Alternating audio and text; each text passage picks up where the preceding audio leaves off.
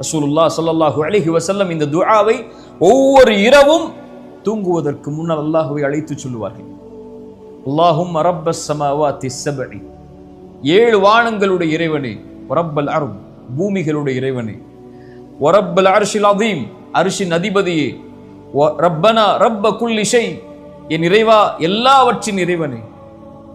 ரசூலுல்லாஹ் ஸல்லல்லாஹு அலைஹி வஸல்லம் சொன்னார்கள், ஃபாலிகில் ஹப்பி வன் நவா, விதைகளிலிருந்தும் வித்துக்களிலிருந்தும் முளைவிப்பவனே, முனஸில தௌராத்தி வல் இன்ஜீலி வல் ஃபுர்கான், தௌராத்தையும் இன்ஜீலையும் குர்ஆனையும் இறக்கியவனே, வஅஊது பிக மின் ஷர்ரி குல்லி ஷைஇன் ஆஹிதும் பிநாசியத்திஹ், என் உச்சி முடி உன் கரத்திலே இருக்கும்போது, என்னுடைய உச்சி உன் கரத்திலே இருக்கும்போது வரக்கூடிய எல்லா தீங்கிலிருந்தும் யா அல்லாஹ் என்னை பாதுகாத்துக்கொள்.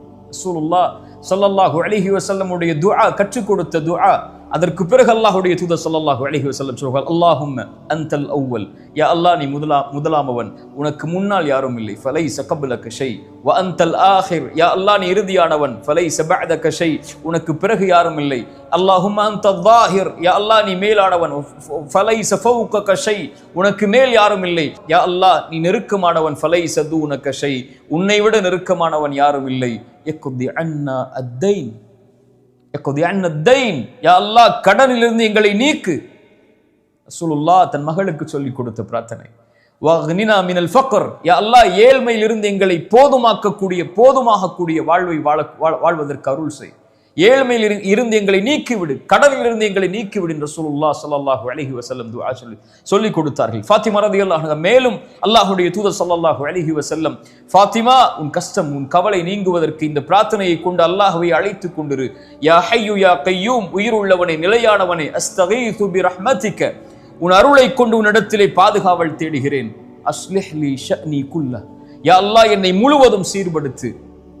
வலா தகில்னி இலா நஃப்ஸி தர்ஃபத ஐன், யா அல்லாஹ் கண் சிமிட்டும் நேரத்திற்கு கூட என்னை ஒப்படைத்து விடாதே, என்னிடத்திலே முழுவதும் என் பொறுப்பை உன்னிடத்திலே வைத்துக்கொள் என்று அல்லாஹ்வுடைய தூதர் ஸல்லல்லாஹு அலைஹி வஸல்லம் துஆ செய்ய சொன்னார்.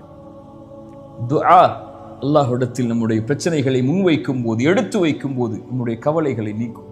ஸலா, துஆ, இதை மறந்து நம்முடைய வாழ்வில் இருக்கக்கூடிய எந்த கவலைகளையும், எந்த தெரப்பி சென்றாலும், எந்த மருத்துவ நபரிடத்திலே சென்றாலும், மனநல ஆலோசனை இடத்திலே சென்றாலும் நீங்க